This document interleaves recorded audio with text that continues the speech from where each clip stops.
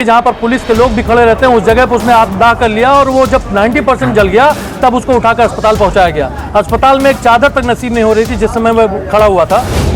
मैं ये कहना चाहता हूं कि आज युवा ग्रेजुएट होकर, पोस्ट ग्रेजुएट होकर, उसने PhD कर रखी, उसको नौकरी नहीं मिल रही और हम लोग जाकर उस परिवार को आर्थिक रूप से, शारीरिक रूप से, मानसिक रूप से हर तरह की मदद करने का काम समाजवादी पार्टी करेगी।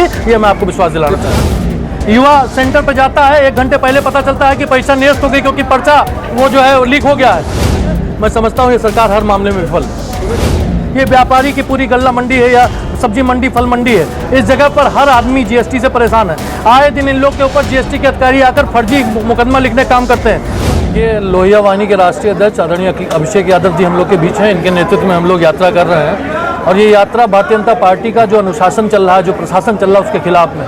किस तरह से Bharatiya Janata party crime graph बढ़ रहा है इस सरकार में, वो आपने देखा होगा। देवरिया हत्याकांड जो हुआ 6 लोग का, वो किसी से छूटा नहीं है। हर व्यक्ति उसके बारे में पूरे देश प्रदेश में जान चुका है। जिस तरह से कल एक युवक ने, जो कि गोंडा के युवक था, हम लोग की भी जिम्मेदारी थी, लेकिन सबसे ज़्यादा जिम्मेदारी वो सरकार की थी, भारतीय जनता पार्टी की थी।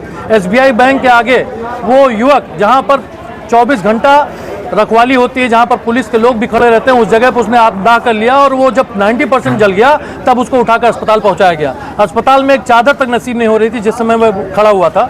तो मैं समझता हूं ये सरकार पूरी तरह से विफल है। वकीलों पर जिस तरह से आक्रमण करके उनको कहीं ना कहीं मारा गया, पीटा गया, उसके खिलाफ भी महीने भर आंदोलन चला।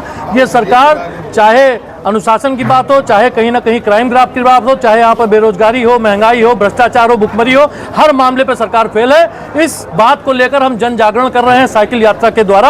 और पहला पकड़, जो हमारा पहला पखवाड़ा था, वो शहर का निपट चुका है। अब हम लोग गोंडा सदर विधानसभा के गाँव में घुस रहे हैं। गाँव जाकर हम लोग ये बात बताने का काम करेंगे कि सरकार किस तरह से किसान के मुद्दे पर, किस तरह से नौजवान के मुद्दे पर, किस तरह छात्र छात्राओं के मुद्दे पर, किस तरह से व्यापारियों के मुद्दे पर, किस तरह यहाँ व्यापारी जहाँ हम बैठे हैं, ये व्यापारी की पूरी गल्ला मंडी है या सब्जी मंडी, फल मंडी है। इस जगह पर हर आदमी GST से परेशान है। आए दिन इन लोग के ऊपर GST के अधिकारी आकर फर्जी मुकदमा लिखने का काम करते हैं, परेशान करने का काम करते हैं। इनकी जेब से फर्जी पैसा निकाल कर इनको दोहन करने का काम करते हैं। हम आपके माध्यम से कहना चाहते हैं, नौजवान भाइयों, है व्यापारी भाइयों, आपको अगर वाकई में अच्छा शासन चाहिए, अच्छे नेता चाहिए, अच्छा प्रशासन चाहिए, अच्छी सरकार चाहिए, तो समाजवादी पार्टी और अखिलेश यादव साइकिल विकल्प है, दूसरा कोई विकल्प नहीं।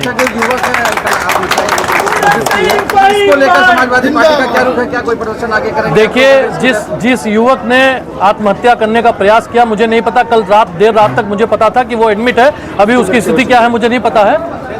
अभी तक अनाउंस नहीं हुआ डेथ हुई है कि नहीं हुई है। अनाउंस करेंगे तो जानकारी होगी। लेकिन वो जिस हिसाब से डॉक्टर ने हमसे कहा कि 90% मरण है, 90% जला हुआ आदमी बच नहीं सकता है।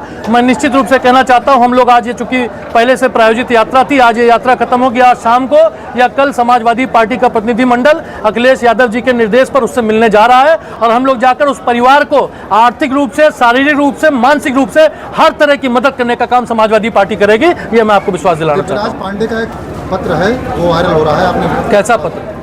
सुसाइड नोट है। जी हाँ, मैंने सुसाइड नोट देखा है।